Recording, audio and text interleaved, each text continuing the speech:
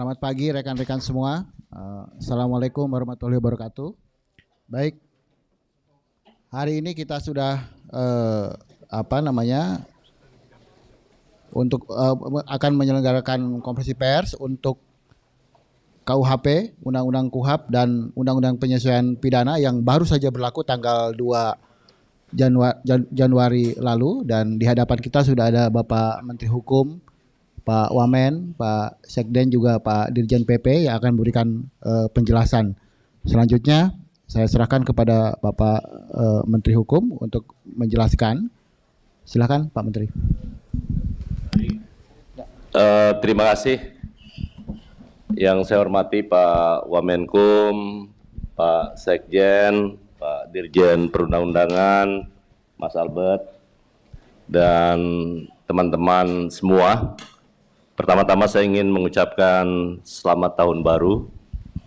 Semoga di tahun 2026 ini menjadi tahun yang baik untuk kita semua. Teman-teman semua, hari ini kita menggelar jumpa pers dalam rangka menyikapi pemberlakuan undang-undang tentang Kitab Undang-Undang Hukum Pidana dan juga Kitab Undang-Undang Hukum Acara Pidana dan juga Undang-Undang Penyesuaian Pidana. Jadi 3 undang-undang ini saya perlu sampaikan. Yang pertama terkait dengan KUHP. KUHP ini prosesnya sudah sangat lama. Ya. Pertama itu dimulai dari tahun 1963. Jadi kalau dihitung sampai dengan tahun 2026, 63 tahun proses penyusunan untuk mengganti Kitab Undang-Undang Hukum Pidana Peninggalan Kolonial Belanda menjadi Kitab Undang-Undang KUHP nasional kita seperti yang ada sekarang, yakni Undang-Undang Nomor 1 Tahun 2023. Bisa dibayangkan hukum pidana material kita itu berlaku sejak 1918. Sementara hukum acara kita, hukum acara pidana itu malah duluan selesai di tahun 81, yakni Undang-Undang Nomor 8 Tahun 81. Jadi bisa dibayangkan, pidana materialnya itu baru selesai di tahun 2022.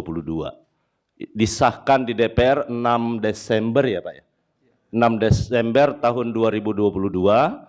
Kemudian disahkan oleh Bapak Presiden Jokowi tahun 2023, kalau tidak salah 2 Januari tahun 2023.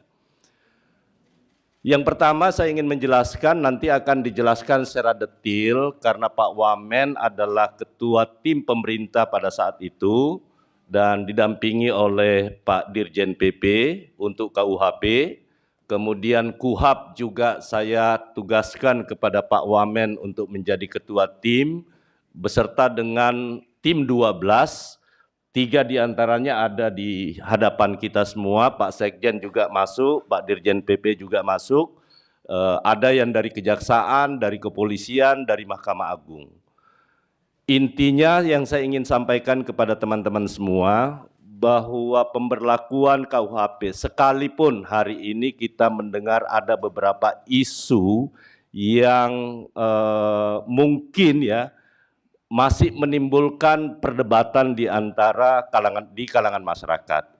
Minimal ada 7 isu, tetapi yang paling sering kita dengar dan sampai hari ini nadanya masih agak sedikit minor, yakni adalah pasal-pasal yang terkait dengan penghinaan kepada lembaga negara, kemudian juga yang terkait dengan persinahan, dan yang ketiga adalah pemidanaan bagi demonstran. Jadi 3 isu ini yang paling menyita waktu bagi kita semua, dan karena itu nanti akan dijelaskan oleh ketua tim dari pemerintah. Dan yang pasti bahwa yang kita lakukan ini sudah hasil pembahasan yang sangat intensif bersama dengan Dewan Perwakilan Rakyat Republik Indonesia dan sudah melibatkan partisipasi publik yang sangat luar biasa.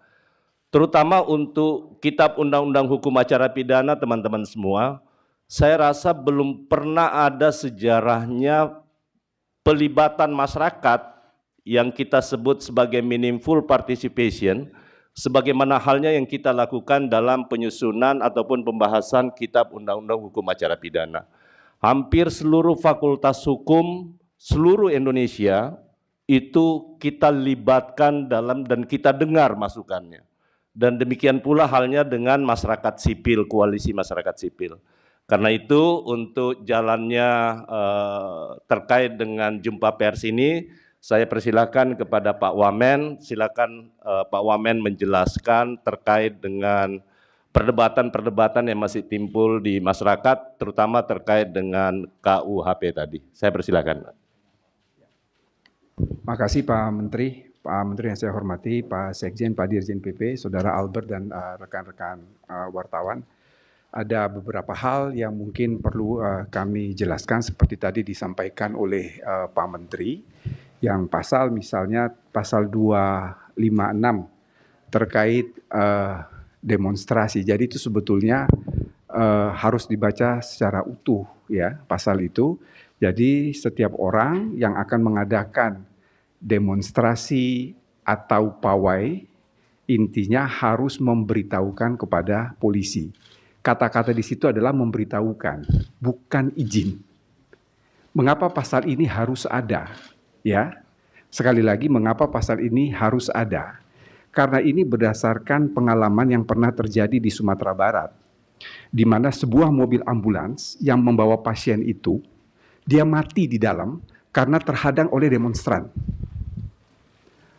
Jadi tujuan memberitahu ke aparat keamanan supaya bisa mengatur lalu lintas. Demonstrasi kita menjamin kebebasan berbicara, tetapi kita harus ingat juga bahwa ada hak dari pengguna jalan. Demonstrasi itu pawai pasti akan membuat kemacetan lalu lintas. Mengapa harus diberitahukan kepada pihak yang berwajib? Tugas pihak yang berwajib itu bukan melarang dilakukan demonstrasi, tetapi pihak berwajib itu dalam hal ini adalah polisi untuk mengatur lalu lintas supaya hak pengguna jalan lain itu tidak dilanggar. Itu intinya. Rupa-rupanya pasal itu tidak dibaca secara utuh. Jadi kalau saudara-saudara perhatikan pasal 256 itu, kalau saya penanggung jawab demonstrasi, saya memberitahu kepada polisi, timbul keonaran dari demonstrasi itu, saya tidak bisa dijerat pidana. Karena saya sudah memberitahu. Kalau saya tidak memberitahu, tidak terjadi kerusuhan, juga tidak bisa dijerat. Jadi pasal itu, bahasanya itu adalah biimplikasi. Jika dan hanya jika. Jika tidak memberitahu dan menimbulkan keonaran. Cuman yang baca itu kan kadang-kadang tidak baca utuh. Kalau dia baca utuh, tidak paham terus komentar. Itu yang bahayanya di situ. Jadi sama sekali pasal itu tidak dimaksudkan untuk menghambat, untuk melarang, untuk membatasi kebebasan berdemonstrasi, kebebasan berbicara, mengeluarkan lisan baik pikiran maupun tulisan, tetapi mengatur. Mengatur itu sama sekali tidak melarang, tapi memberitahu. Itu adalah esensinya mengapa tidak menggunakan meminta izin, tapi memberitahu. Jadi cukup yang akan bertanggung jawab atas pawai atau demonstrasi memberitahukan kepada pihak yang berwajib, itu sudah selesai.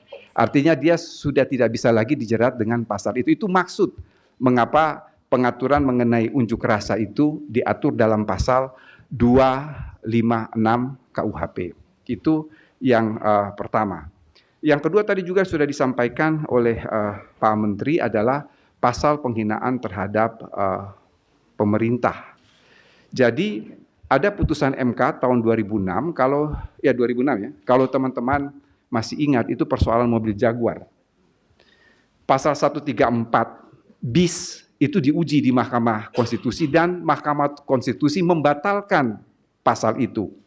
Mengapa Mahkamah Konstitusi membatalkan pasal itu? Karena satu, itu bukan delik aduan, siapapun bisa mengadu. Lalu hati-hati ketika kita melihat pasal 134 bis KUHP lama yang dibatalkan oleh Mahkamah Konstitusi, itu ada dalam pertimbangan Mahkamah Konstitusi yang mengatakan begini, dan pertimbangan itu bersifat ratio residendi. Ratio residendi itu artinya pertimbangan yang bersifat mengikat. Di dalam pertimbangan Mahkamah Konstitusi soal pasal penghinaan itu, dikatakan oleh Mahkamah Konstitusi bahwa kalau mau ini merujuk kepada pasal 207 KUHP. Pasal 207 KUHP itu adalah penghinaan terhadap penguasa umum. Itu sangat luas. Di situ dikatakan oleh Mahkamah Konstitusi, pasal penghinaan terhadap penguasa umum itu harus merupakan delik aduan. Berdasarkan pertimbangan Mahkamah Konstitusi itulah pemerintah dan DPR membentuk pasal penghinaan terhadap lembaga negara. Cuman kita batasi. Kalau pakai KUHP lama, itu ketua pengadilan negeri dihina, Kapolres dihina tuh bisa kena pasal itu. Tetapi pasal yang ada dalam KUHP itu sudah dibatasi. Jadi penghinaan terhadap lembaga negara itu hanya dibatasi 1 presiden wakil presiden, 2 MPR, 3 DPD, 4 DPR, 5 Mahkamah Agung, 6 Mahkamah Konstitusi. Jadi sangat terbatas. Dan itu delik aduan. Delik aduan yang harus mengadukan itu adalah pimpinan lembaga. Apa dasar pemerintah dan DPR membentuk pasal itu? Dasarnya adalah putusan Mahkamah Konstitusi tahun 2006 ketika pasal 134 bis itu dibatalkan. Kemudian yang terakhir saya kira tadi juga sudah disinggung pasal 218, pasal penghinaan terhadap presiden. Jadi teman-teman media mungkin bisa berpikir secara jernih, ya. Dimanapun di negara ini, di dunia ini, ada pasal, ada bab dalam KUHP masing-masing negara. Bab itu berbunyi penyerangan terhadap harkat dan martabat kepala negara asing. Teman-teman bisa berpikir tidak, harkat dan martabat kepala negara asing dilindungi, kok harkat dan martabat kepala negara sendiri tidak dilindungi? Coba itu dijawab. Itu yang pertama. Yang kedua, fungsi hukum pidana itu apa? Fungsi hukum pidana itu adalah, filsafatinya adalah fungsi melindungi. Yang dia lindungi siapa? 1 negara, 2 masyarakat, 3 individu. Ditanya lebih lanjut, yang dilindungi dari negara itu apa? Kedaulatan. Lalu ada satu hal, harkat dan martabat negara. Presiden dan wakil presiden itu adalah personifikasi suatu negara. Sehingga mengapa pasal ini harus ada. Yang ketiga, mengapa pasal ini harus ada? Ini adalah pengendalian sosial. Bapak Ibu bisa bayangkan kalau bahasanya Pak Menteri itu sebagai suatu kanalisasi, Pak. Bahasanya Pak Menteri. Presiden dan wakil presiden itu punya pendukung. Minimal adalah 50% plus 1 ketika dia ikut dalam pemilihan presiden. Bapak Ibu, saudara-saudara bisa bayangkan kalau pendukungnya tidak menerima presiden dan wakil presidennya itu dihina terus kemudian terjadi anarkis. Lalu apa yang mau kita katakan? Tapi dengan adanya pasal ini, kalau ada bahasanya kan seperti ini, wong presiden saja yang dihina tidak apa-apa kok yang pendukungnya sewot, kan kira-kira seperti itu. Jadi ini adalah kanalisasi. Yang berikut, ini yang berulang kali, tolong membaca pasal 218 ini sekaligus dengan penjelasannya. Penjelasan itu utuh. Dikatakan bahwa pasal ini sama sekali tidak dimaksudkan untuk mengekang kebebasan berdemokrasi, kebebasan berekspresi, termasuk di dalamnya tidak melarang kritik. Mengapa kritik ini? Karena kritik dan menghina itu adalah 2 hal yang berbeda. Jadi yang dilarang betul di dalam pasal 218 ini adalah menista atau memfitnah. Menista itu contohnya adalah ya kebun binatang keluarlah dengan menghujat seseorang. Atau memfitnah. Kalau memfitnah saya kira dimanapun di dunia ini yang namanya memfitnah itu adalah tindak pidana. Sehingga pasal itu sudah mengatakan bahwa kritik dalam penjelasannya, kritik tidak dilarang di dalam pasal ini. Salah satu wujud kritik adalah unjuk rasa.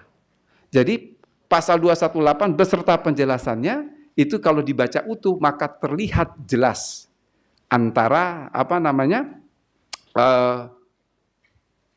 bagaimana itu menghina dalam konteks menista atau fitnah, dan yang berikut adalah soal kritik itu. Yang terakhir, ini yang selalu saya mengutarakan ketika kami di tim pemerintah waktu itu, Kan ada yang bersuara begini, mengapa tidak pakai pasal penghinaan biasa? Kalau toh itu kan delik aduan, kan ada pasal penghinaan biasa. Betul kan?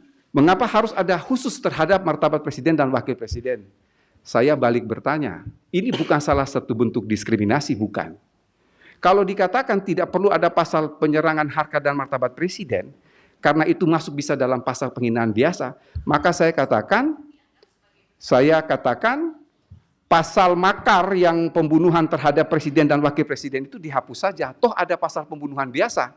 Mengapa tidak menggunakan pasal pembunuhan biasa, tetapi harus ada tentang makar terhadap nyawa presiden dan wakil presiden. Artinya apa, saudara-saudara? Penyerangan harkat dan martabat presiden ini sama sekali bukan bentuk diskriminasi, tapi ini adalah primus inter pares. Apa artinya primus inter pares? Presiden dan wakil presiden itu adalah yang utama di antara yang sederajat. Mengapa pasal-pasal ini harus ada? Jadi waktu itu pertimbangan DPR dan pemerintah ada 5 alasan mengapa sampai pasal ini harus ada, pasal 218. Saya kira itu tambahan dari saya, Pak Menteri, makasih. Baik, sudah clear ya dari penjelasan pemerintah khusus yang terkait dengan isu yang lagi hangat terkait dengan kitab undang-undang hukum pidana kita ya. Terkait satu lagi menyangkut soal persinahan ya yang belum sempat disinggung. Saya ingin sampaikan bahwa pasal persinahan yang ada di dalam KUHP yang baru sesungguhnya tidak berbeda jauh dengan pasal persinahan di KUHP yang lama. Satu-satunya yang baru adalah karena kalau di KUHP yang lama itu hanya mengatur persinahan yang dilakukan oleh salah satunya sudah berkeluarga, pernikahan, ada hubungan pernikahan ya. Tapi di dalam KUHP yang baru itu juga ada yang terkait dengan anak ya yang harus dilindungi. Tetapi kedua-duanya tetap adalah delik aduan. Jadi yang boleh mengadu adalah suami atau istri atau orang tua dari si anak. Jadi ini perdebatannya pada saat pembahasan di DPR bersama dengan pemerintah sangat dinamis, ya sangat dinamis. Ini perdebatan soal moralitas ya di antara partai-partai baik yang berideologi partai-partai yang nasionalis maupun yang agama ya, akhirnya lahir kompromi yang seperti ini ya. Tetapi intinya tidak merubah dari KUHP yang lama kita tadi. Jadi itu yang pasal 284 di KUHP yang lama. Itu yang soal KUHP. Berikutnya teman-teman sekalian kita masuk ke Kitab Undang-Undang Hukum Acara Pidana. Di dalam Undang-Undang Hukum Acara Pidana banyak hal saya ingin sampaikan kepada teman-teman semua, banyak hal yang luar biasa, sesuatu yang sangat progresif yang diambil oleh pemerintah bersama dengan DPR. Memang banyak hal yang baru, tetapi sekali lagi ini dimaksudkan semata-mata adalah mewujudkan sebuah criminal justice system kita. Banyak yang berpendapat bahwa kenapa Polri disebut sebagai penyidik utama. Padahal di lembaga penuntutan jaksa itu cuma satu, ya. Kejaksaan itu satu penuntut. Pengadilan juga satu saja, Mahkamah Agung.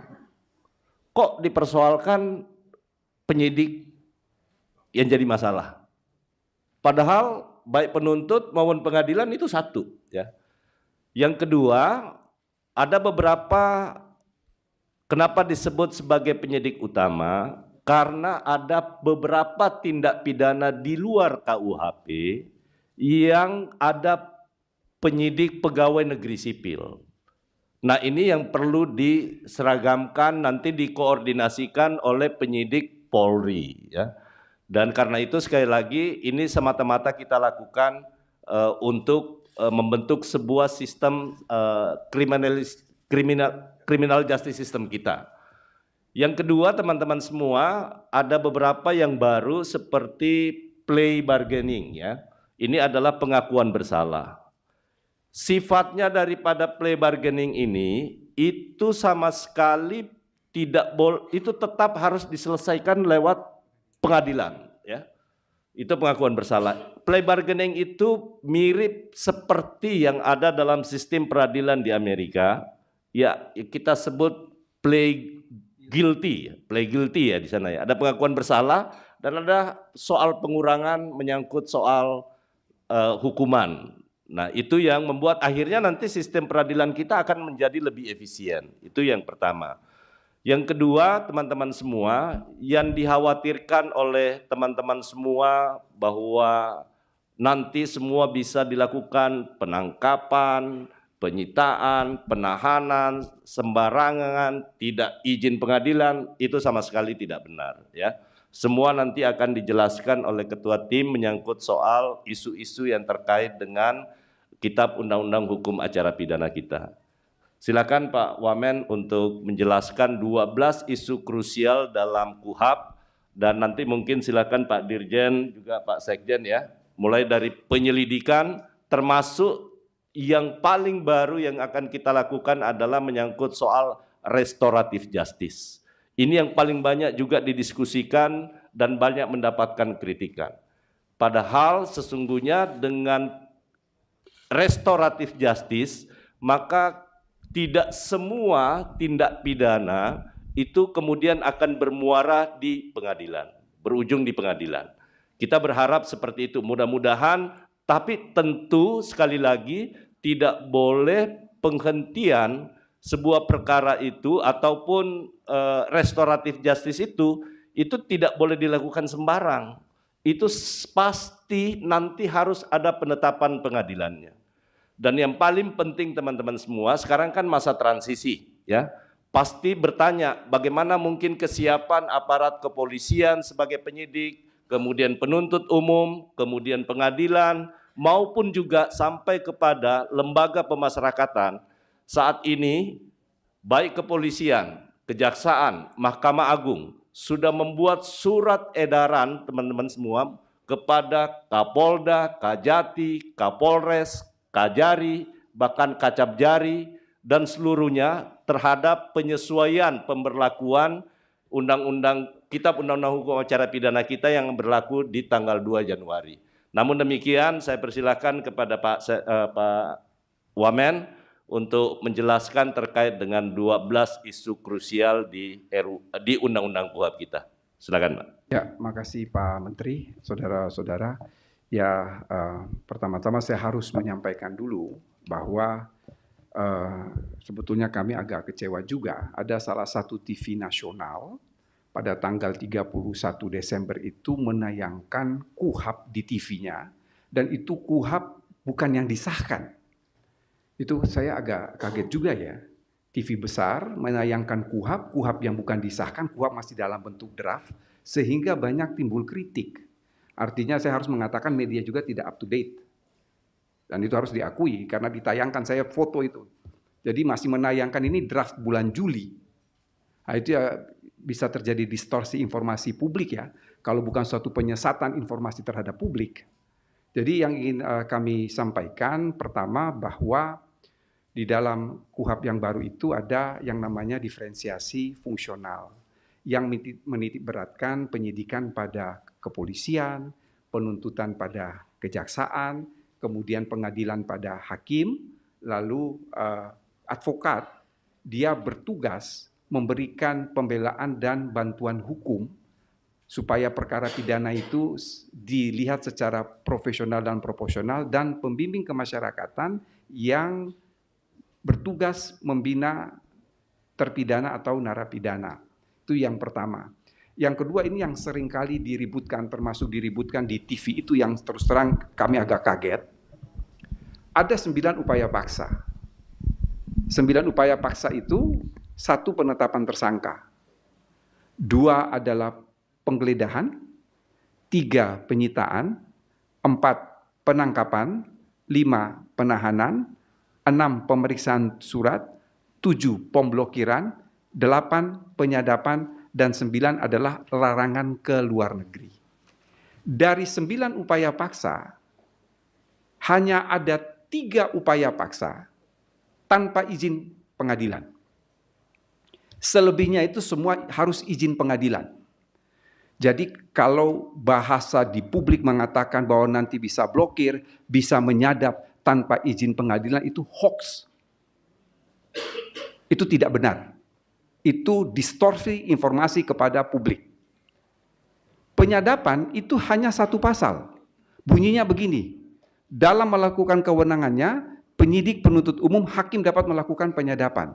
Ayat berikut mengatakan begini, ketentuan mengenai penyadapan diatur dalam undang-undang tersendiri. Itu bukan maunya pemerintah dan DPR, itu bunyi putusan Mahkamah Konstitusi.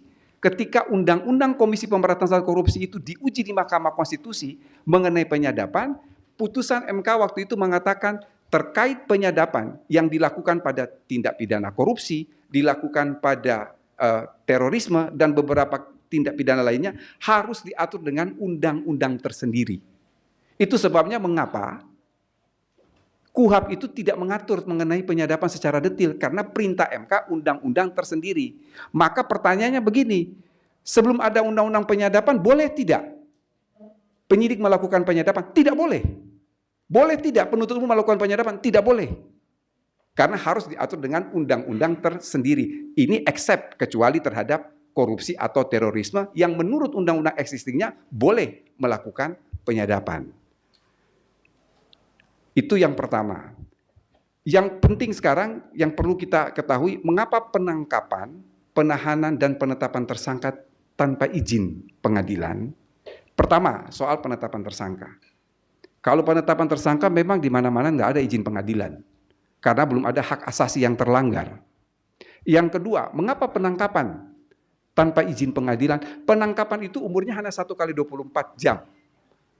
Kalau izin terlebih dahulu, itu terus kemudian tersangkanya keburu kabur, nanti yang didemonstrasi, polisi juga yang didemonstrasi oleh keluarga korban. Saya selalu mengatakan, mohon maaf ya, yang ribut-ribut ini kan hanya persoalan kedudukan mereka. Kalau mereka jadi kuasa hukumnya pelapor, pasti mereka minta untuk polisi melakukan upaya paksa. Tapi kalau mereka jadi kuasa hukumnya terlapor, pasti mereka akan minta untuk kliennya tidak dilakukan upaya paksa. Hanya persoalan kedudukan. Oleh karena itu KUHP ini mengatur secara seimbang. Jadi mengapa penangkapan tidak ada? Karena waktunya hanya 1 kali 24 jam. Yang berikut, soal penahanan. Penahanan itu teksnya persis seperti KUHP lama. Penahanan dilakukan atas surat perintah penyidik atau penetapan pengadilan. Jadi ada atau penetapan pengadilan. Memang selama ini di lapangan penahanan itu adalah menggunakan surat perintah dari penyidik. Mengapa ini tanpa izin? Letak geografis di Indonesia itu jangan dibayangkan Pulau Jawa. Di tempat saya, Kabupaten Maluku Tengah itu ada 49 pulau. Jarak 1 pulau ke ibu kota kabupaten itu 18 jam. Cuaca ekstrim kayak begini, itu kapal motor tidak mau berlayar bisa 1-2 minggu. Kalau harus dihadapkan, harus minta izin, kemudian tersangkanya itu keburu kabur, siapa yang mau tanggung jawab? Jadi letak geografis, itu yang pertama. Yang kedua, kita tidak tahu bagaimana situasi di lapangan terkait penahanan ini.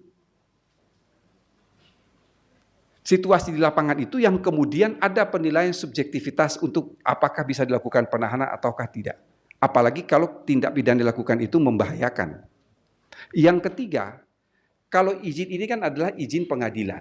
Saya kira Pak Habibur Rahman ketika kita membahas pasal ini, kalau teman-teman memutar kembali rekaman pembahasan pasal mengenai penahanan di DPR waktu kita berdiskusi dengan Komisi 3, kita membahas dalam rapat panja tersebut, itu pimpinan Komisi 3 mengatakan bahwa berdasarkan mereka melakukan public hearing dengan teman-teman pengadilan, memang pengadilan tidak sanggup kalau kemudian ini harus meminta izin terlebih dahulu karena penahanan yang dilakukan, penyidik itu kan bekerja 1 kali 24 jam. Dia bekerja 7 hari dalam seminggu, dia bekerja 365 hari dalam setahun. Sementara pengadilan itu kan hari Senin sampai dengan Jumat. Kalau itu harus dipaksakan izin pengadilan, maka harus ada piket dan lain sebagainya. Jadi sumber daya jumlah hakim kita itu kurang dari 10.000. Berbeda dengan polisi yang 470.000. Sehingga sumber daya manusia ini menjadi faktor pertimbangan tersendiri. Tetapi apa balancingnya? Apa pengawasannya terhadap upaya paksa itu? Baik penetapan tersangka, penangkapan maupun penahanan itu merupakan objek pra-peradilan. Jadi silakan dilakukan pra-peradilan. Bahkan salah satu kemajuan dari KUHP yang baru, pra-peradilan itu tidak hanya upaya paksa. Ada 3 objek pra-peradilan di luar upaya paksa itu, saudara-saudara. Kalau sekarang teman-teman melapor kepada polisi mengenai suatu perkara, ternyata perkara itu tidak ditindaklanjuti oleh penyidik, saudara-saudara bisa pra-peradilan. Yang namanya undue delay. Jadi kalau kita mau lapor kepada polisi, polisi cuekin, tidak ditanggapi, bisa pra-peradilan. Yang kedua yang merupakan objek pra-peradilan yang tidak terkait dengan upaya paksa adalah soal penangguhan penahanan. Terkadang satu perkara di kepolisian ditahan, di jaksa tidak ditahan. Atau di kepolisian tidak ditahan, di jaksa ditahan. Itu bisa melakukan pra-peradilan. Yang terakhir yang bukan merupakan upaya paksa tapi bisa pra-peradilan, penyitaan terhadap benda yang tidak ada hubungannya dengan tindak pidana. Itu juga bisa dilakukan pra-peradilan. Hal lain mengenai hubungan kan muncul di media ya, bahwa ini polisi superpower, polisi tidak bisa dikontrol. Siapa bilang polisi tidak bisa dikontrol? Dengan KUHP baru ini kontrolnya sangat ketat. Pertama, dengan hubungan koordinasi antara penyidik dan penuntut umum. Kalau dengan KUHP yang lama, itu bisa terjadi saling sandera perkara. Perkara bisa bolak-balik, bolak nggak balik-balik, tidak ada kepastian hukum. Kalau sekarang sudah tidak bisa, no way. Pasti ada kepastian hukum. Karena jangka waktu itu diatur secara strikt di dalam KUHP antara hubungan koordinasi penyidik dan penuntut umum. Saya menggunakan bahasa yang dilakukan oleh Jampidum, Profesor Asep Mulyana. Kalau bahasanya, kalau dulu ada lagu dangdut, kau yang memulai, kau yang mengakhiri. Kalau sekarang enggak. Polisi yang memulai, jaksa yang mengakhiri. Karena ada dalam hubungan koordinasi itu. Jadi tidak akan ada perkara yang digantung.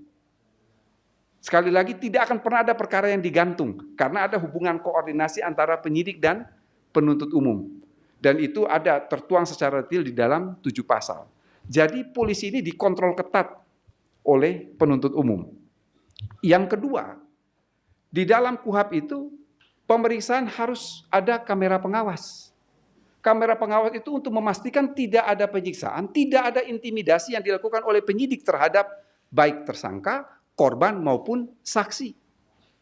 Bahkan ada pasal di dalam KUHP itu yang terakhir sekali disetujui itu bahwa penyidik dan penuntut umum tidak boleh bertindak sewenang-wenang, tidak boleh bertindak yang merendahkan harkat dan martabat manusia, tidak boleh melakukan tindakan yang unprofesional. Lalu ayat berikut mengatakan bahwa apabila itu terjadi, maka penyidik atau penuntut umum dijatuhi pidana menurut ketentuan undang-undang dan secara etik. Jadi diawasi secara ketat sehingga tidak bisa sembarangan, termasuk dengan tadi ada upaya paksa. Lalu yang berikut di dalam KUHP ini mengapa betul-betul tadi dikatakan oleh Pak Menteri sudah seimbang, karena ada hak-hak tersangka, hak-hak korban, hak-hak saksi, hak-hak penyandang disabilitas, hak-hak perempuan, hak anak, hak orang sakit dan hak lanjut usia. Itu diatur secara detail dan sejak penyidikan, penyidik wajib memberitahu apa yang menjadi hak mereka. Termasuk juga seseorang misalnya untuk mendapatkan pendampingan. Yang terakhir tadi sudah disinggung juga oleh Pak Menteri adalah soal restoratif justice. Restoratif justice ini terus terang saja yang diprotes itu kan adalah restoratif justice pada tahap penyelidikan. Sekali lagi, yang banyak diprotes itu adalah restoratif justice pada tahap penyelidikan. Saya kasih satu contoh konkret. Misalnya saya antara si A dan si B lah. si A ini menipu si B uang 1 miliar rupiah. Si A ini lapor ke penyidik. Kalau dia lapor itu lidik atau sidik? Lidik dulu. Lidik dulu. Bukan sidik, lidik dulu. Begitu A lapor kepada polisi, kan lidik. B dipanggil. A bilang ke B, kamu bayar dan saya tidak akan meneruskan perkara. Begitu dia bayar kan selesai. Itu restoratif bukan? Restoratif itu. Hanya saja dari restoratif di penyelidikan itu dia harus memberitahu kepada penyidik untuk kemudian itu diregister. Mengapa harus memberitahu kepada penyidik? Karena restoratif justice itu syaratnya ada beberapa. Satu, pelaku baru pertama kali melakukan tindak pidana. Yang kedua, ancaman pidananya tidak lebih dari 5 tahun. Yang ketiga ini yang paling penting, persetujuan korban. Jadi saudara-saudara, mau perkara apapun, kalau korban itu tidak setuju, perkara jalan terus. Sekali lagi, mau perkara apapun, kalau korban itu tidak setuju, perkara jalan terus. Jadi tidak ada restorasi. Kalau korban mau, maka lihat, ketentuan pidananya, ancamannya tidak lebih dari 5 tahun. Kemudian, ini bukan baru pertama kali. Kalau restoratif itu pada penyidikan atau penuntutan, maka harus saling memberitahu dan tadi dikatakan oleh Pak Menteri, harus ada penetapan pengadilan. Mengapa penetapan pengadilan? Sekali lagi, supaya terregister. Karena untuk kedua kali sudah tidak boleh. Kemudian ada beberapa teman-teman yang mungkin melihat, ada beberapa kewenangan jaksa yang tadi disinggung oleh Pak Menteri seperti denda damai, seperti pengakuan bersalah, seperti perjanjian penundaan penuntutan pidana terhadap korporasi. Ini ada pada kewenangan jaksa. Mengapa demikian? Pertama, soal denda damai, soal DPA, perjanjian penundaan penuntutan. Kalau kita mengikuti Konvensi PBB mengenai anti korupsi itu kan sebetulnya tidak hanya follow the suspect, tapi juga follow the money. Orang dimasukin dalam penjara itu justru mendapatkan biaya negara. Tapi apa yang dia kembalikan? Makanya mengapa lalu ada denda damai, ada plea bargaining, ada DPA. Tapi khusus mengenai plea bargaining dan DPA tadi saya menegaskan disampaikan oleh Pak Menteri, jangan teman-teman mengira itu semua aja di tangan jaksa. Tidak, itu ada di tangan pengadilan. Jadi plea bargaining itu sama sekali bukan berarti terdakwanya tidak diadili. Keliru, terdakwa itu diadili. Tapi acara pemeriksaan biasa dirubah menjadi acara pemeriksaan singkat. Karena dia telah mengaku bersalah, dia telah memulihkan kerugian. Jadi misalnya nih, seseorang dia menganiaya, ancamannya adalah 5 tahun penjara. Dia mengaku bersalah, dia sudah melakukan ganti rugi terhadap korban, maka penuntutan terus. Tetapi tuntutannya itu yang dikurangi, karena sudah ada pengakuan bersalah. Dan pengakuan bersalah itu bukan saja pada penuntutan, dimulai penyidik berwenang menerima pengakuan bersalah. Ayat 2 dikoordinasikan dengan penuntut umum, sama juga dengan pengaturan mengenai saksi mahkota. Yang paling terakhir adalah soal advokat. Advokat ini satu pasal yang luar biasa saya katakan, karena orang itu berhak didampingi pada setiap tahap. Jadi mulai lidik, sidik, penuntutan, pengadilan itu dia bisa didampingi oleh advokat. Ayat 2 mengatakan begini, advokat berhak mengajukan keberatan. Yang ketiga ini yang hebat nih. Keberatan itu dilampirkan dalam berita acara pemeriksaan. Ini yang dalam hukum acara namanya ad informandum. Jadi hakim ketika mengadili itu dia bisa tahu suasana kebatinan pada saat disidik seperti apa. Karena ada ad informandum dari lawyer, dari pengacara.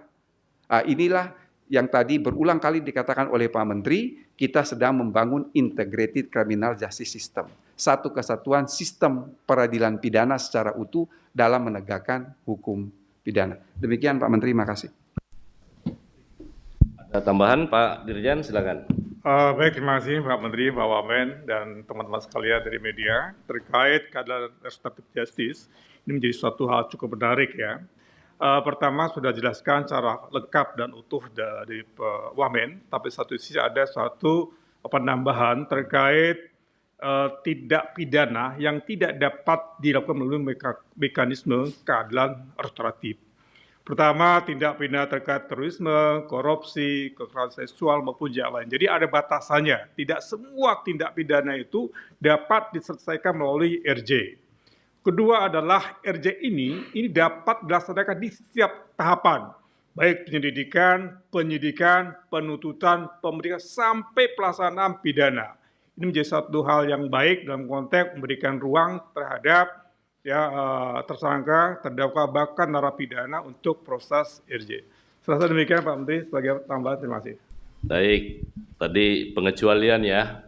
Jadi kalau untuk RJ itu tidak berlaku bagi tindak pidana korupsi, juga terorisme, pelanggaran tindak pidana HAM berat, dan juga pencucian uang ya, termasuk kekerasan seksual. Jadi itu sama sekali tidak mungkin dilakukan RJ ya, sesuai dengan KUHAP yang baru. Nah, yang terakhir teman-teman semua, saya ingin menyampaikan perkembangan menyangkut soal peraturan pelaksanaan Undang-Undang KUHP. Karena beberapa undang-undang yang masih harus juga diselesaikan. Yang pertama adalah Undang-Undang tentang tata cara pelaksanaan pidana mati. Ini telah dikirim ke Bapak Presiden, mudah-mudahan nanti tahun ini bisa segera kita kirim ke DPR. Kemudian RUU penyesuaian pidana tadi sudah saya sampaikan, sudah selesai dan tidak ada peraturan pelaksanaannya. Ya. Kemudian RPP tentang tata cara kriteria penetapan hukum yang hidup di dalam masyarakat, ini telah ditetapkan dan dalam proses publikasi. Jadi ini kaitannya dengan pasal 2 KUHP kita yang terkait dengan hukum adat yang juga ramai ya, hukum yang hidup di tengah masyarakat. Jadi RPP-nya sudah selesai. Kemudian RPP tentang tata cara perubahan pidana seumur hidup dan pidana mati juga telah disampaikan kepada Bapak Presiden dan kita tinggal menunggu. Mudah-mudahan dalam waktu dekat akan segera juga selesai. Yang kelima, RPP tentang tata cara pelaksanaan pidana dan tindakan telah disampaikan kepada Presiden juga. Kemudian untuk KUHAP, Kitab Undang-Undang Hukum Acara Pidana itu mengamanatkan ada 2 peraturan pemerintah dan 1 Perpres. Yang pertama adalah RPP tentang peraturan pelaksanaan Kitab Undang-Undang Hukum Acara Pidana. Ini dalam proses panitia antar kementerian sekarang.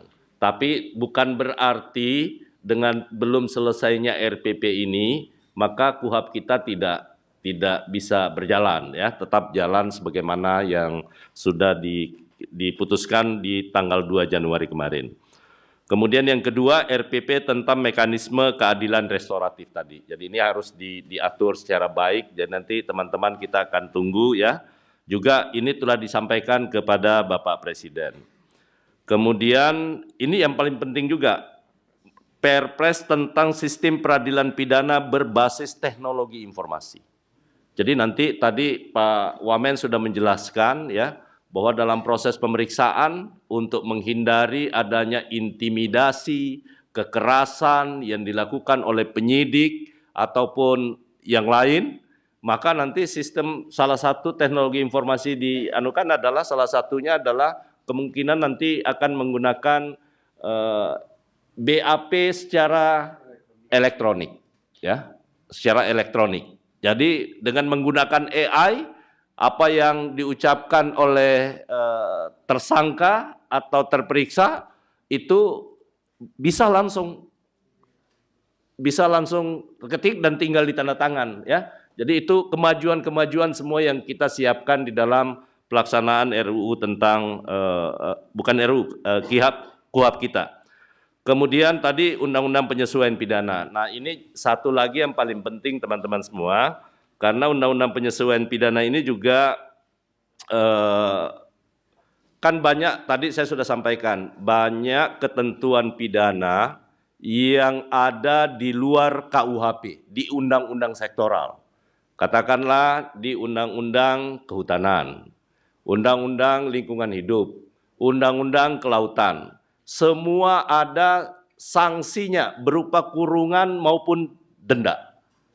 Sekarang karena di KUHP kita pidana kurungan itu sudah tidak dikenal lagi, yang ada adalah pidana denda, maka itu dari kategori 1 sampai dengan kategori 8 ya.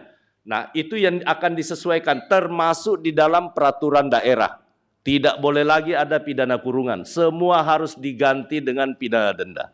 Ini semua kita lakukan sekali lagi dalam rangka menciptakan satu kesatuan sistem hukum pidana kita yang terintegrasi supaya ini memberi kepastian hukum dan sekaligus menjaga harkat dan martabat warga negara Republik Indonesia.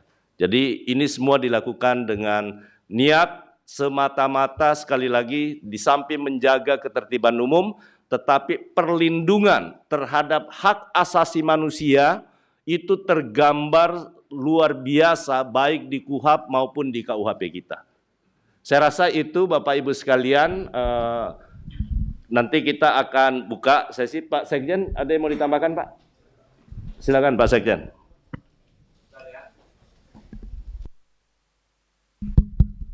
Terima kasih Pak Menteri, Pak Wamen, Pak Dirjen BP. Terkait dengan pelaksanaan KUHP dan KUHP baru, tentunya antar lembaga penegak hukum ini akan ada permasalahan. Tentunya undang-undang baru akan ada permasalahan yang perlu dibicarakan. Sehingga Pak Menteri kemarin sudah menyampaikan perlunya membentuk forum Mahkejapol kembali.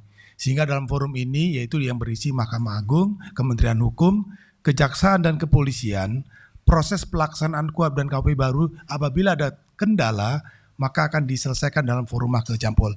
Dan ini akan membantu di dalam pelaksanaan proses berjalannya SPP kita. Saya kira demikian Pak Menteri, terima kasih. Baik, terima kasih. Pak Albert, mungkin ada yang mau disampaikan? Cukup ya? Jadi sekali lagi tadi memang terlupa, terima kasih Pak Sekjen ya.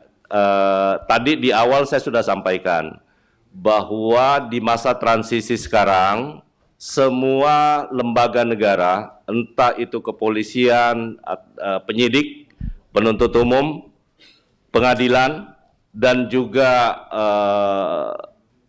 lembaga pemasyarakatan, bahkan saya sudah baca berita nanti pembimbing pemasyarakatan akan disiapkan kurang lebih 11.000 tenaga pembimbing kemasyarakatan ya. Itu dalam rangka mempersiapkan karena ada pidana kerja sosial ya dan pengawasan. Nah, karena itu sekali lagi ini semua kemajuan-kemajuan tidak semata-mata ditujukan bahwa KUHP itu bukan semata-mata ditujukan untuk negara membalas dendam, tetapi ini betul-betul konsep bagaimana merehabilitir dan melakukan semacam pembinaan ya sesuai dengan nama di akhir dari pelaksanaan putusan pengadilan itu, yakni di lembaga pemasyarakatan. Saya rasa itu, saya persilahkan, saya kembalikan dulu ke Pak Yadi. Silakan Pak Yadi. Baik, terima kasih. Tadi Pak Menteri, Pak Wamen, Pak Dirjen, juga Pak Sekjen sudah memberikan penjelasan dengan komprehensif.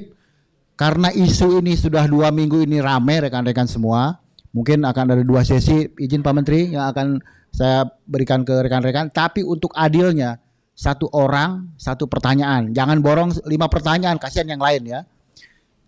Sesi pertama kita buka 3 penanya, silakan Mas dulu. Ini depan, silakan. Sebutkan dari mana dan namanya ya. Saya Hanif Musyafa Pak dari Berita 1 Pak. Izin bertanya tentang terkait pasal penghinaan terhadap lembaga pemerintah. Itu kan yang jadi permasalahan di publik adalah tentang batasan ataupun subjektifnya itu. Sebagaimana kritik kok nanti bisa dibilang sebagai penghinaan. Tadi dijawab harus berdasarkan delik aduan dari pimpinan lembaga. Jika seandainya terjadi terhadap presiden atau wakil presiden, maka siapa yang seharusnya membuat delik aduan tersebut dan apakah harus berdasarkan persetujuan dari presiden ataupun wakil presiden, Pak? Terima kasih. Oke, cukup. Silakan. Dari mana? Antara, silakan. Sekarang yang ketiga nanti perempuan ya. Biar adil. Ya, Rio dari Antara. Mau nanya soal yang ramai di medsos juga Pak, pasal 188 soal tindak pidana terhadap keamanan negara. Setiap orang menyebarkan atau mengembangkan ajaran komunisme, marxisme, leninisme atau paham lain bakal dipidana penjara gitu. Nah, ini pertanyaannya, paham lain itu maksudnya gimana? Terus juga di pasal 188 ayat 6 kan tidak dipidana kalau melakukan kajian. Tapi kalau misalnya kajian tersebut misal dipublikasi atau mungkin apalagi sekarang kan banyak kita potongan-potongan video gitu ya. Terus nanti bagaimana jaminan untuk pengkajian paham-paham tersebut gitu? Apakah dipidana juga atau gimana? Terus juga sedikit soal omongan Pak Sekjen, tadi kan Polri, Kejaksaan Agung bakal dilibatkan oleh forum itu. Kalau KPK sendiri bagaimana Pak? Terus tambahan terakhir Pak, soal pemeriksaan CCTV, kan untuk jadi pemeriksaan. 3 pertanyaannya. Iya, titipan aja. Satu lagi soal pemeriksaan terhadap saksi atau tersangka kan memakai CCTV gitu ya. Tetapi banyak juga pertanyaan di publik soal kadang aparat penegak hukum di lapangan juga mengkriminalisasi gitu terhadap masyarakat. Nah, apakah juga mungkin nanti bakal ada peraturan pendukung gitu, PP atau mungkin apa, soal aparat penegak hukum juga memakai body cam di badannya gitu, agar juga biar jelas. Jadi tidak hanya di pemeriksaan, tapi saat penindakan juga ada body cam-nya. Cukup. Yang perempuan silakan, dari mana? Selamat pagi menjelang siang, saya Putu Pak dari Kompas TV. Ini masih soal yang tadi polisi jadi penyidik utama itu Pak. Selain tadi yang sudah dijelaskan sama Pak Wamen, itu kan yang juga jadi perdebatan, ini kaitannya takutnya politis. Karena nanti salah satunya kan soal yang ada penggabungan penyidik aturan daerah ke dalam KUHP dan juga KUHAP. Nah itu ada ketakutan kalau nanti ada unsur politis yang akhirnya jadi tekanan ke kepala daerah atau pejabat di daerah.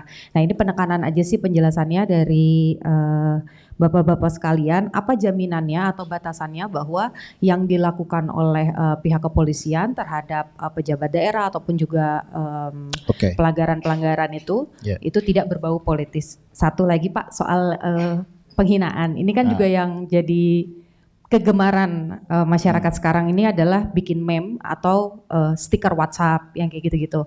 Nah ini batasannya seperti apa? Apakah nanti walaupun tadi jelas terinci begitu bahwa fitnah dan lain sebagainya sudah dijelaskan, tapi yang juga ketakutannya adalah gimana kalau kita nanti kirim-kiriman stiker yang ada pejabatnya atau misalnya presiden dan wakil presiden, ini apakah bisa dipidana atau tidak? Ya. Pertanyaan bagus. Oke, cukup ya.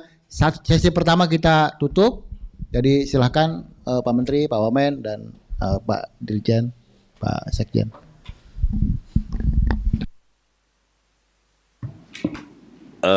Baik, yang pertama adalah pasal 1 penghinaan. Ya, penghinaan terhadap presiden. Penghinaan terhadap presiden ya. Saya rasa tadi udah sangat clear ya kita jelaskan bahwa yang pertama ini bukan pasal yang baru, ya. Kemudian yang kedua harus dibedakan antara mana yang kritik, mana yang penghinaan. Saya rasa teman-teman sudah pasti tanpa perlu membaca kitab undang-undang hukum pidananya, teman-teman pasti ngerti mana yang dihina, mana yang kritik. Kalau soal kebijakan apapun yang terkait dengan kebijakan yang diambil oleh pemerintah, saya rasa nggak ada masalah. Kementerian Hukum kayak seperti Kementerian Hukum kemarin ya, terkait dengan isu royalti umpamanya. Kami nggak ada masalah kan dikritik oleh publik, tapi kami buktikan, kami jawab bahwa kami lakukan pembenahan bagaimana kemudian sistem royalti itu bisa dipercaya oleh lembaga LMKN, itu bisa lebih dipercaya dan lebih transparan. Kan itu dijawab. Jadi nggak ada masalah soal kritik kebijakan dan lain sebagainya. Tapi kalau seperti katakanlah masa sebagai kepala negara, kepala pemerintahan ada gambar yang tidak senonoh ya.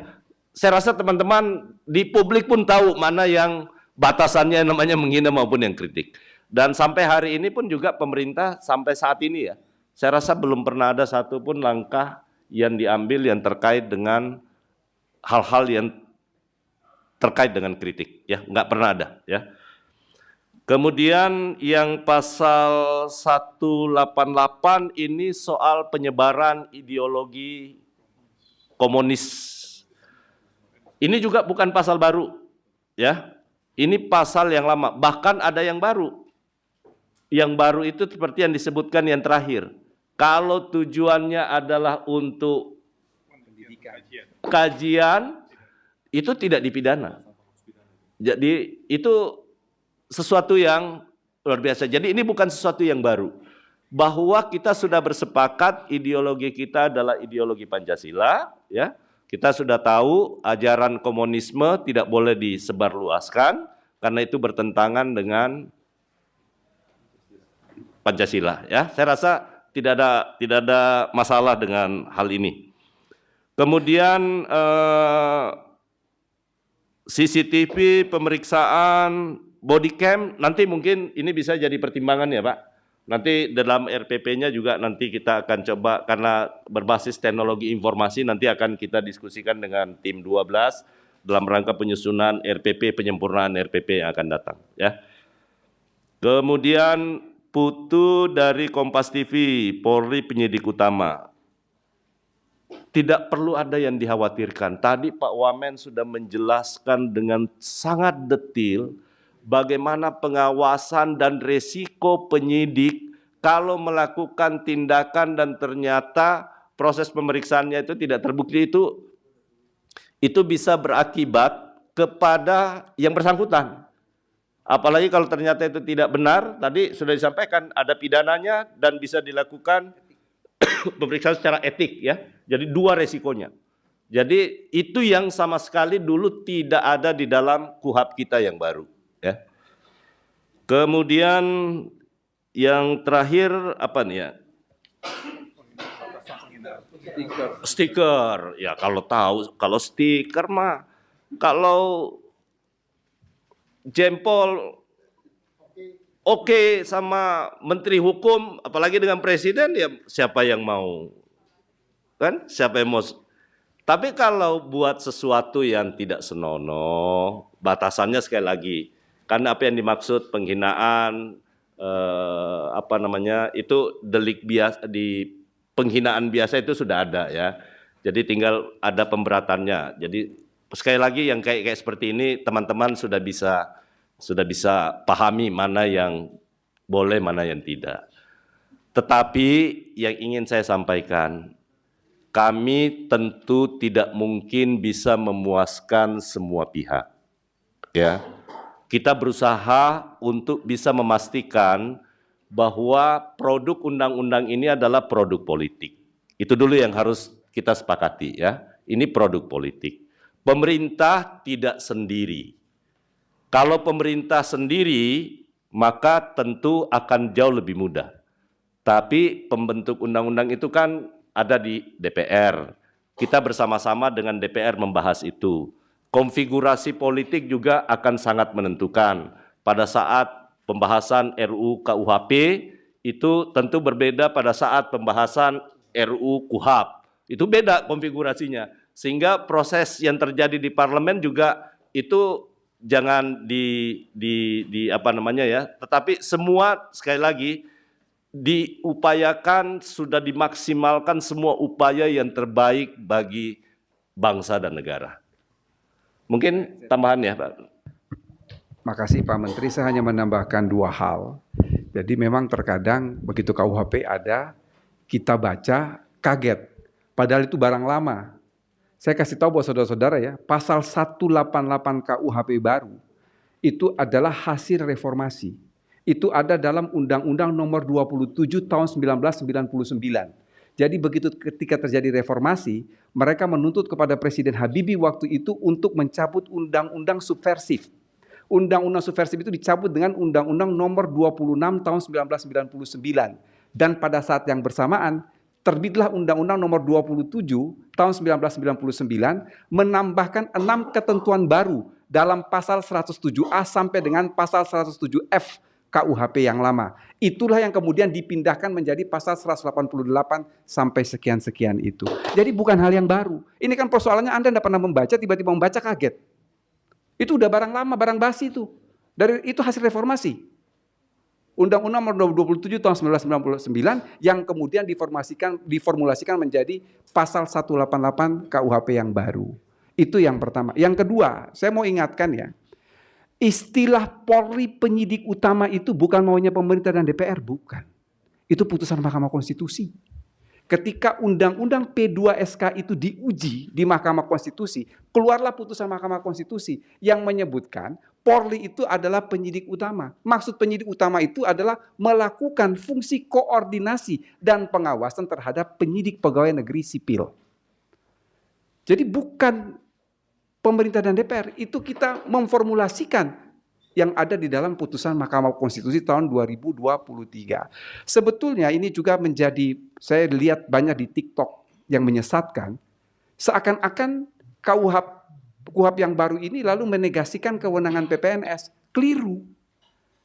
PPNS tetap punya kewenangan, hanya saja harus berkoordinasi dengan Polri sebagai korwas PPNS berdasarkan putusan Mahkamah Konstitusi. Itu saja sebetulnya, berkoordinasi, tapi dia punya kewenangan yang sama ketika KUHP baru ini belum ada. Sebetulnya mengenai Polri ini sebagai korwas, itu bukan hal yang baru. Baca dengan baik pasal 6 KUHP yang lama. Itu ada di dalam penjelasannya, mengatakan bahwa Polri itu adalah koordinator pengawasan penyidik pegawai negeri sipil. Sekali lagi, bukan hal yang baru. Makasih.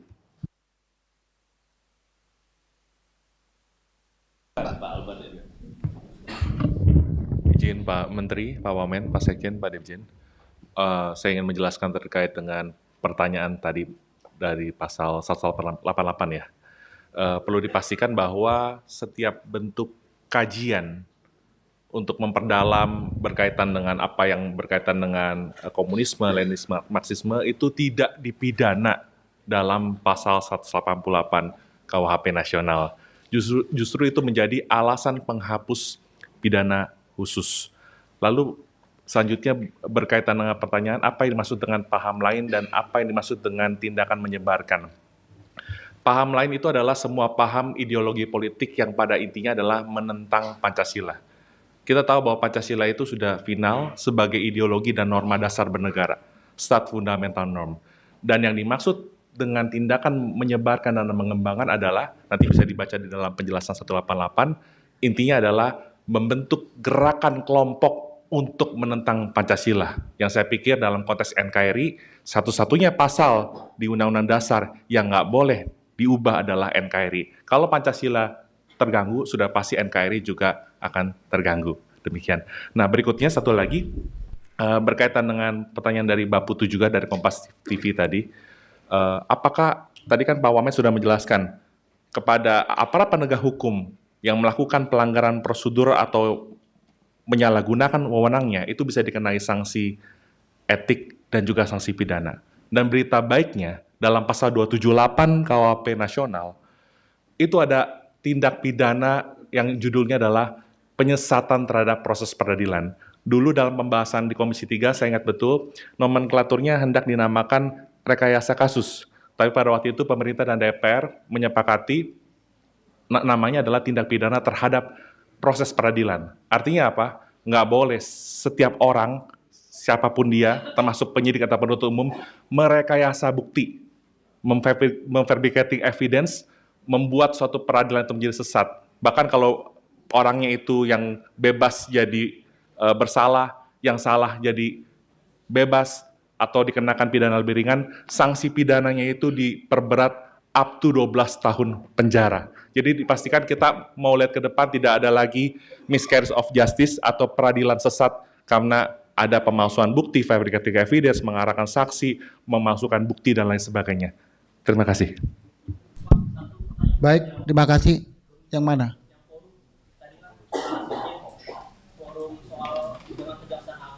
Oh, itu.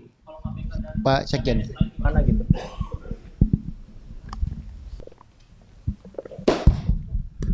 Baik, seizin Pak Menteri, forum ini tidak dibatasi saja nanti oleh Mahkamah Agung, Kementerian Hukum, Kejaksaan, dan Kepolisian saja.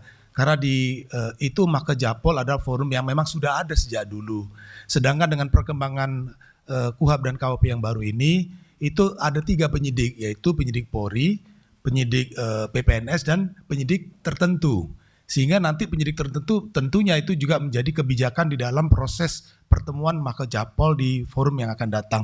Sehingga dalam pelaksanaan nanti diharapkan dalam penetapan pelaksanaan dan evaluasi terhadap KUHP dan KUHP baru ini bisa sejalan dan seiring dengan kemauan masyarakat maupun pemerintah. Terima kasih. Baik, terima kasih. 3 pertanyaan sesi kedua sekarang. Silakan Mbak dari TV One. Tahu karena bajunya. Ya. Bajunya. Oke. Selamat siang. Satu pertanyaan ya yang banyak-banyak. Selamat siang Pak Menteri, Pak Wamen, Pak Sekjen, dan Pak Dirjen. Saya Rindi dari TV One mau bertanya terkait implementasi pidana kerja sosial dalam pasal 85 KUHP. Ini saya mau bertanya terkait bagaimana dari Kementerian Hukum ini bisa memastikan bahwa pertimbangan dalam menjatuhkan pidana kerja sosial ini bisa konsisten gitu di seluruh yurisdiksi gitu, sehingga tidak terjadi adanya ketimpangan dalam keputusan antar daerah. Itu aja. Terima kasih. Pertanyaan kedua silakan Mas. Tadi dari mana dan siapa? Izin Pak Menteri, Pak Wamen, Yusuf dari Metro TV. Pak, mengenai plea bargaining, kan tadi penjelasan Pak Omar tidak menghapus pidana dan tetap berujung di peradilan. Nah, kemudian bagaimana penjelasan lengkapnya? Apakah nanti memungkinkan terdakwa bisa mengakui kesalahan di depan hakim atau tersangka mengaku bersalah kepada jaksa, kemudian menyepakati bentuk serta besaran hukuman, nah yang berujung kepada celah negosiasi hukum. Kemudian lanjutannya, kalau di RJ kasus korupsi kan tidak masuk. Nah di plea bargaining apakah kasus korupsi ini juga sama tidak masuk? Terima kasih. Oke, satu pertanyaan lagi. Cukup ya? Oke, satu. Oh, ini aja. Terima kasih atas waktu yang diberikan. Saya mau bertanya terkait yang tadi penyesatan. Saya Nancy dari Indonesian News Online, Pak. Mengenai penyesatan itu, Pak, jika sudah terjadi terdahulu, bagaimana tindak selanjutnya? Apakah masih bisa diangkat terkait penyesatan tadi, Pak? Terima kasih. Baik, terima kasih. Silakan Menteri. Saya jawab dulu yang terakhir ya. Ini memang harusnya kita jawab lebih awal, dijelaskan lebih awal. Jadi salah satu ketentuan dan asas hukum itu, kalau ada, dan ini juga sudah surat edaran Pak Kapolri, Jaksa Agung, MA sama bagaimana proses penanganan pada saat sebelum berlakunya undang-undang ini, prosesnya sudah berjalan di masing-masing. Itu kan kalau terkait dengan hukuman, kalau ada perubahan undang-undang maka yang dipakai adalah yang paling menguntungkan ya. Yang paling menguntungkan. Tapi sekali lagi nanti yang terkait dengan ini dalam implementasinya, karena ini kan memang masih masa transisi ya, dan masing-masing baik Kapolri, kemudian Jaksa Agung, Mahkamah Agung juga sudah mengirimkan surat kepada masing-masing instansi di bawahnya, baik di Polda, Polres, Kajati maupun di Kajari, demikian pula halnya pengadilan tinggi maupun pengadilan negeri ya, terkait dengan kasus-kasus yang sementara berjalan masih menggunakan proses hukum acara yang lama ya. Itu sudah dibuat petunjuknya terkait dengan hal tersebut. Untuk selanjutnya silakan Pak Wamen ya. Terima kasih Pak Menteri. Yang pertama soal pidana kerja sosial, Mbak dari TV One ya. Jadi Kementerian Hukum tidak mungkin bisa memastikan, karena Kementerian Hukum kami tugas membuat aturan, peraturan pelaksananya sudah, nanti itu adalah hakim. Jadi di dalam KUHP yang baru itu ada namanya pedoman pemidanaan. Secara umum, kalau ancaman pidananya itu tidak lebih dari 3 tahun, hakim dapat menjatuhkan pidana kerja sosial. Pidana kerja sosial itu beraneka ragam bentuknya. Pak Jaksa Agung Pidana Umum, Profesor Asep, itu sudah mempersiapkan itu.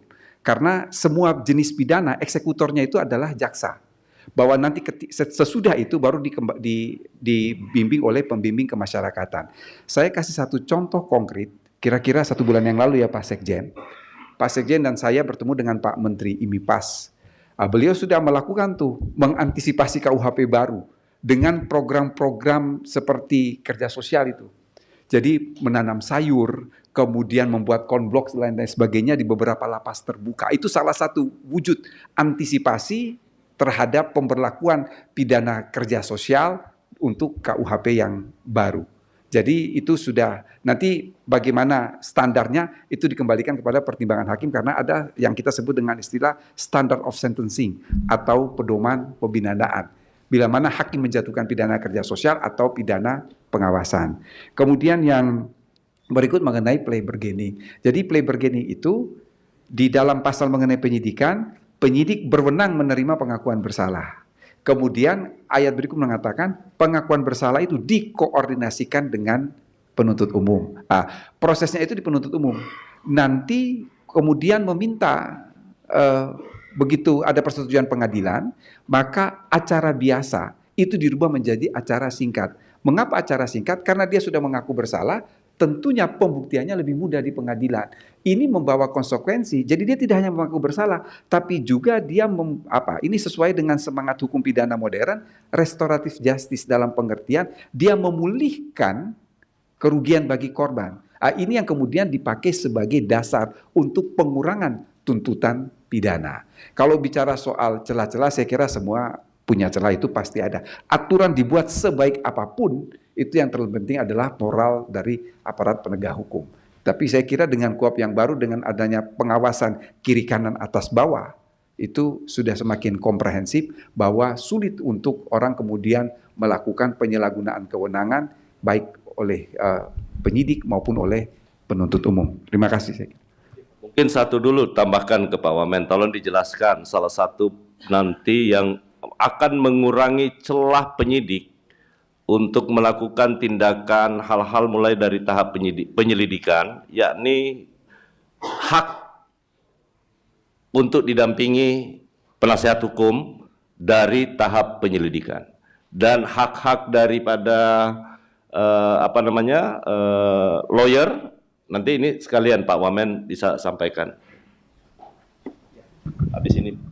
Ya, makasih. Jadi memang di dalam KUHP itu karena kita menyadari betul KUHP ini kan kita harus mencari titik keseimbangan. Di satu sisi adalah kewenangan negara, di sisi lain adalah perlindungan terhadap HAM. Perlindungan terhadap HAM ini diwakili oleh lawyer, oleh advokat. Disitulah dia tadi sudah kami jelaskan, dia berhak untuk mengajukan keberatan, dia minta itu dicatatkan di dalam BAP. Bahkan di dalam pasal-pasal mengenai pelelangan terhadap barang sitaan, itu semua harus didampingi oleh advokat. Jadi ini sejak awal, sejak penyelidikan tadi katakan oleh Pak Menteri, ini didampingi oleh advokat untuk memastikan satu, hak-hak tersangka, hak-hak saksi, hak-hak korban dan lain sebagainya itu betul-betul terpenuhi. Jadi memang salah satu cara untuk melakukan pengawasan ketat terhadap kewenangan aparat di dalam KUHP itu adalah menyeimbangkan perlindungan terhadap HAM ini yang dilakukan oleh advokat. Tadi pada awal pembicaraan tadi saya selalu menggarisbawahi yang dikatakan oleh Pak Menteri, membangun criminal justice system yang bermartabat. Mengapa harus ada pasal 2 KUHP yang baru? Peradilan pidana dilakukan berdasarkan prinsip diferensiasi fungsional. Penyidik pada Polri, penuntutan pada jaksa, hakim pada pengadilan, pembelaan pada advokat, dan pembimbing kemasyarakatan. Ini untuk memperlihatkan bahwa KUHP kita ini mengandung asas kesederajatan di antara aparat penegak hukum. Tidak ada satu yang merupakan subordinat dari yang lain. Semua setara dalam konteks integrated criminal justice system untuk mengimbangi kewenangan aparat penegak hukum dengan peran yang besar bagi advokat untuk perlindungan terhadap hak asasi manusia. Makasih Pak Menteri. Terima kasih Pak Menteri. Mohon izin menambahkan tambahan dari Pak Wamen ya, khususnya kerja sosial, bahwa tindak pidana kerja sosial itu menjadi suatu tindak pidana baru selain tindak pidana pengawasan. Kedua adalah tindak pidana kerja sosial itu dijatuhkan pada saat tindak pidana itu diancam kurang dari 5 tahun, tapi hakim mutus 6 bulan atau kategori denda 2. Nah, ini kerja sosial. Nah, kerja sosial ini dilaksanakan dalam waktu 6 bulan maksimal. Kalau dari segi waktu 240 jam. Jadi selama 6 bulan itu 240 jam. Kalau per hari 8 jam. Dan itu tidak dikomersialkan. Nah, itulah poinnya. Jadi tidak kerja sosial menjadi suatu tindak pidana alternatif ya terhadap suatu tindak pidana yang ancaman tidak lebih 5 tahun ya, tapi hakim utus 6 bulan dan pelaksananya itu dilakukan pengawasan oleh jaksa dan bimbingan oleh PK Balai Pemasyarakatan. Saya rasa demikian Pak Budi. Terima kasih. Baik. Cukup ya?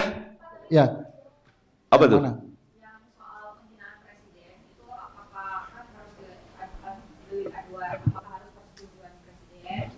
Itu wajib. Ya. Jadi itu harus presiden sendiri, ya. Ya. Clear ya? Baik. Silakan. Mbak Putu, dari Kompas TV, ya, apa-apa, baik.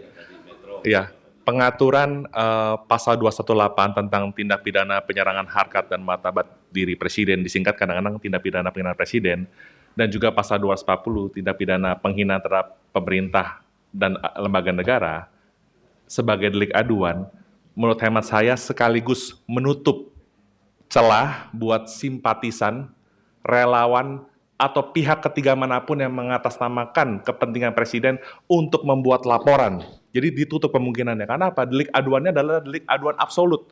Artinya untuk pasal 218, hanya presiden dan wakil presiden sendiri yang bisa membuat pengaduan. Pengaduan bisa dilakukan secara tertulis.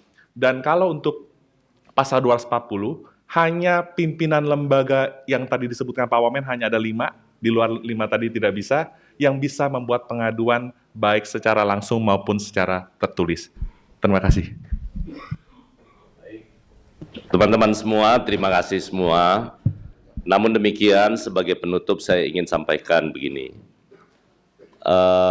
Mungkin apa yang kami hasilkan, pemerintah dan DPR, dalam bentuk undang-undang, kitab undang-undang hukum pidana, kitab undang-undang hukum acara pidana, dan juga undang-undang penyesuaian pidana, mungkin ada yang merasa sesuatu yang tidak sempurna.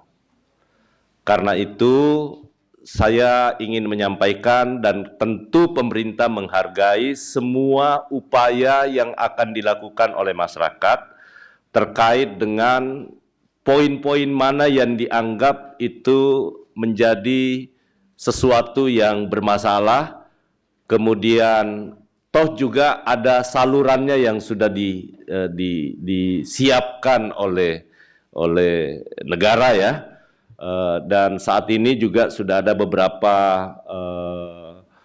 gugatan yang masuk ke Mahkamah Konstitusi.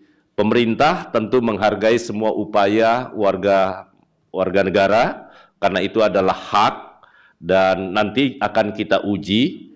Apapun nanti keputusan dari Mahkamah Konstitusi terkait dengan gugatan yang sudah masuk, saya belum tahu apa sudah terregister atau belum, tapi yang saya baca sudah ada beberapa gugatan yang masuk. Tentu pemerintah dan bersama, terutama pemerintah ya, sebagai pembantu presiden tentu kita akan semua taat dengan akan hal tersebut. Tetapi percayalah bahwa yang dilakukan pemerintah bersama dengan DPR dalam 3 undang-undang ini, sekali lagi tidak ada niat sama sekali untuk membungkam, apalagi meniadakan proses demokratisasi yang sedang kita jalankan saat ini. Silahkan tetap melakukan kritik karena kritik itu sehat bagi pemerintah sepanjang itu dilakukan dengan maksud untuk kepentingan bangsa dan negara dan itu ditujukan untuk koreksi terhadap satu kebijakan yang mungkin dianggap keliru dan salah ya. Karena itu pemerintah tentu akan sangat berterima kasih dan itu membuat menjadi sehat. Tetapi sekali lagi tolong juga dibedakan mana yang pantas dan mana yang tidak pantas.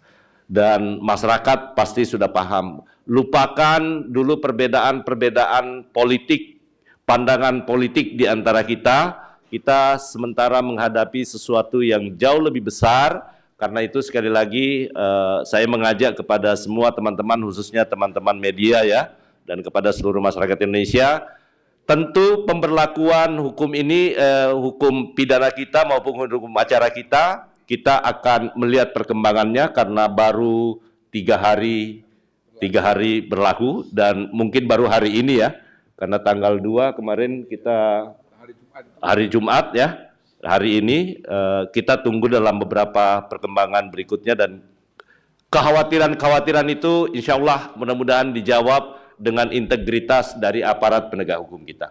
Saya rasa demikian, terima kasih. Assalamualaikum warahmatullahi wabarakatuh. Waalaikumsalam warahmatullahi wabarakatuh. Terima kasih Pak Menteri, Pak Wamen, Pak Sekjen, Pak Dirjen, Pak Albert juga, dan rekan-rekan semua yang hadir. Terima kasih atas kehadirannya. Mudah-mudahan rekan-rekan bisa memberikan berita yang betul-betul komprehensif dari hasil konferensi pers saat ini. Demikian, Assalamualaikum warahmatullahi wabarakatuh.